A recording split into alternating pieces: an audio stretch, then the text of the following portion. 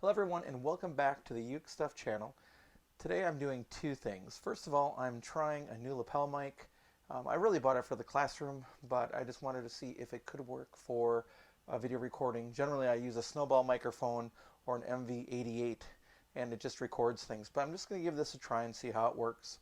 And then the other thing that I want to talk about today is this, and I haven't talked about this before, I don't think, but it's a device that actually goes back to the Arthur Godfrey Chord Changer, but there's a company called UkeChordChanger.com that still makes this device. And ultimately what it has is, if you can see that, it has different chords laid out on it that you can then press the button and it plays those chords. Now, I've seen some people recently on social media that really fight against this device, and I don't get that.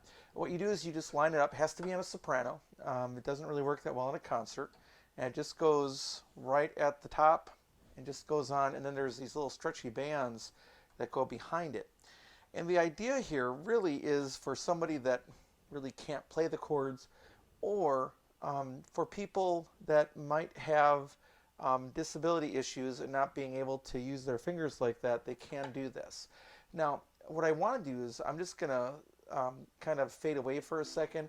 I want to play a clip from Brian Ellison. He is a person I've gotten to know over the years with music technology, and I followed him on Facebook, and he played this video of a setup that he has for students with disabilities so they can play ukulele. So he's got it kind of created so that the ukulele sits securely, and then the student can press the buttons, and they're pressing between C and G7.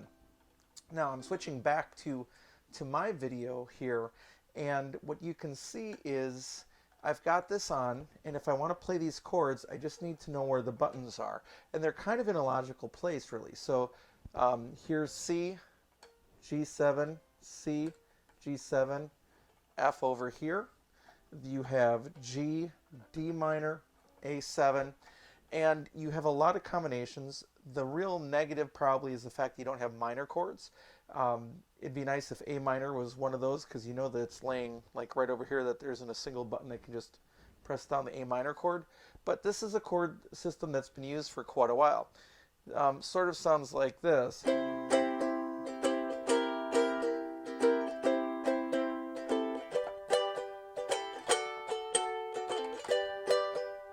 D7, there's your G7, F, A7. So you're not exactly going to be able to play Somewhere Over the Rainbow. You'll have to do some different things with the E minor chord, for example. It's in there.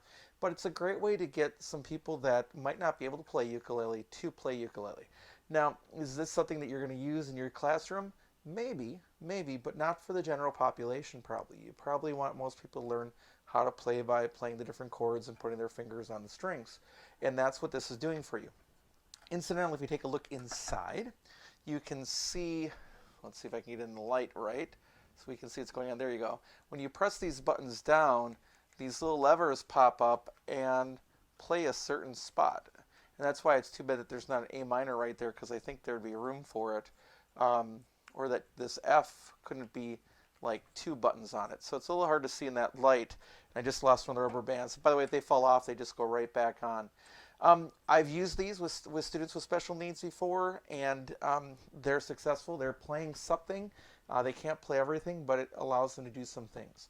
Now, you can buy, if you can buy it in a kit, or you can buy it with a book, and you can get this where you get a book with it with chords you can play with it, and that's great. But generally, you know, we're using the ukulele play-along videos that I make, for example, and that other people make. So maybe not something that I would necessarily work with in terms of using that book. But then also the other thing I just want to mention is that the buttons are smaller and harder to push, and sometimes I think not really any better on my finger than just a fluorocarbon or a nylon string too. So you know, but definitely if you're looking for a solution to get a kid playing at least three of the common chords, maybe four. So you've got C, G, D, and F on there. You've got some C7, A7, G7, D7.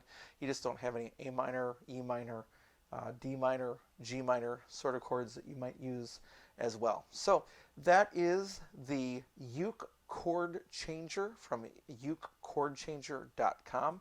They're still made. They're still available. You can buy it in a group. You can buy it in a book. But again, if you know somebody that would benefit from that technology, it's definitely there, and I'm glad that it's there, even though the technology itself is molded after something that's like 60 years old at this point. So thanks so much for watching, and we'll have more content for you soon.